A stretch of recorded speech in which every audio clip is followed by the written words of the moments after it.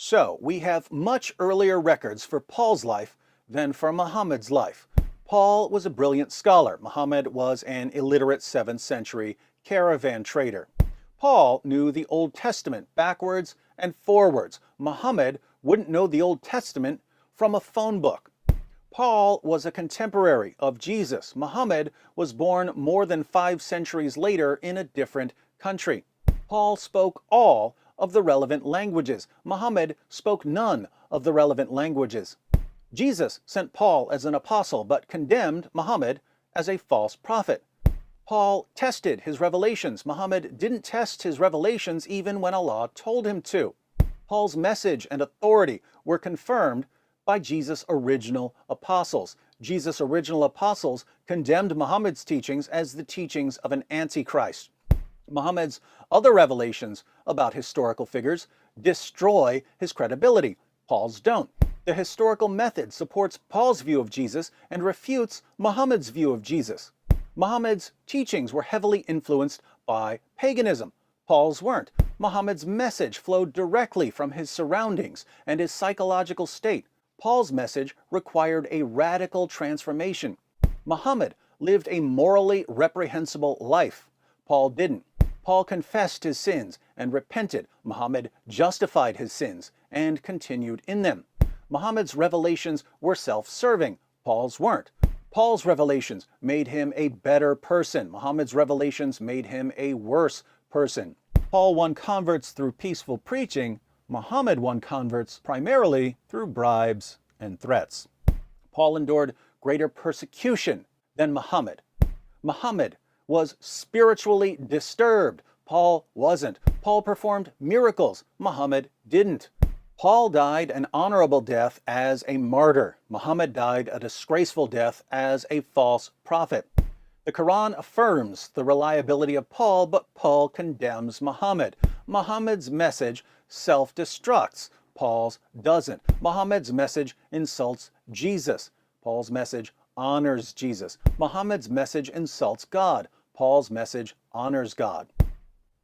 Every possible way we can compare these two men in terms of their reliability, Paul wins. So we're looking for someone to tell us the truth about Jesus. And on the one hand, we have Paul, who may be the most trustworthy human witness of Jesus ever.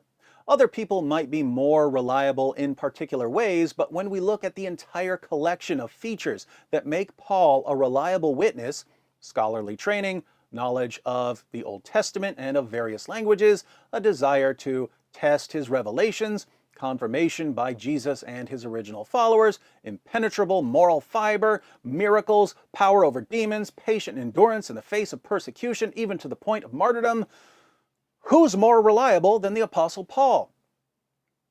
Are you starting to understand why Jesus chose Paul as an apostle? On the other hand, we have an illiterate caravan trader from the wrong place at the wrong time who stands condemned by Jesus and by his original apostles and by Paul, who didn't test his revelations, who delivered all sorts of nonsensical revelations about other historical figures, who was influenced by his pagan surroundings and his abnormal psychology, who lived a morally reprehensible life and justified his sins and received self-serving revelations, who won converts primarily through bribes and intimidation, who was spiritually disturbed, admittedly delivering a revelation from Satan and claiming to be a victim of black magic, whose entire message self-destructs because he affirmed books that contradict his own book, whose message insults God, Jesus, and Jesus' apostles, and whose death exposes him as a false prophet according to the standard supplied by his own revelations. Show me anyone less reliable than Muhammad if we're having a discussion about Jesus. And yet our Muslim friends insist that when the least reliable person in history tells us about Jesus, and the claims of the least reliable person in history contradict known facts about Jesus, we should put the blame on the most reliable person in history and call him a deceiver so that we can go on believing the claims of the least reliable person in history.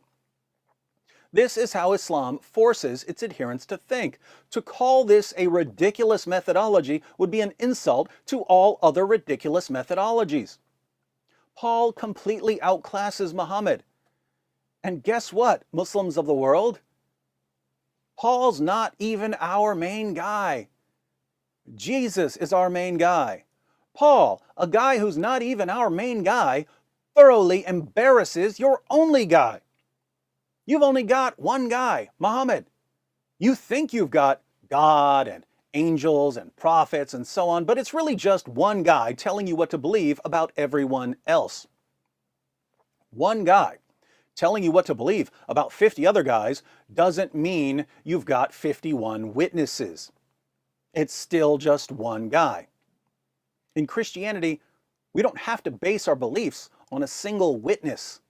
The prophets who came before Jesus confirmed his message. Jesus' disciples confirmed his message. The Father confirmed his message. The Holy Spirit confirmed his message. Angels confirmed his message. We have a cloud of witnesses affirming our beliefs even without Paul.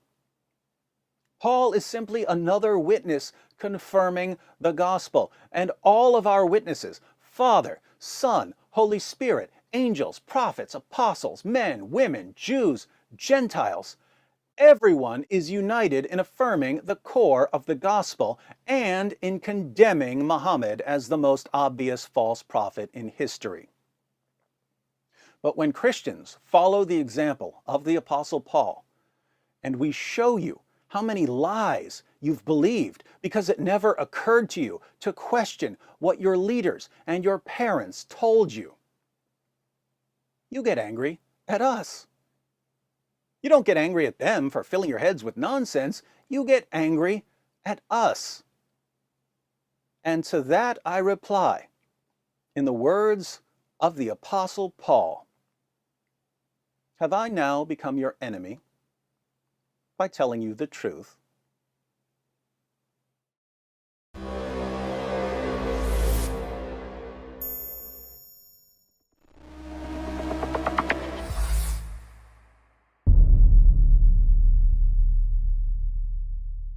Hi everyone, thanks for watching. In case you stumbled upon this video while browsing or searching, I wanted to let you know that it's part of a series comparing Paul and Muhammad, and this is the end.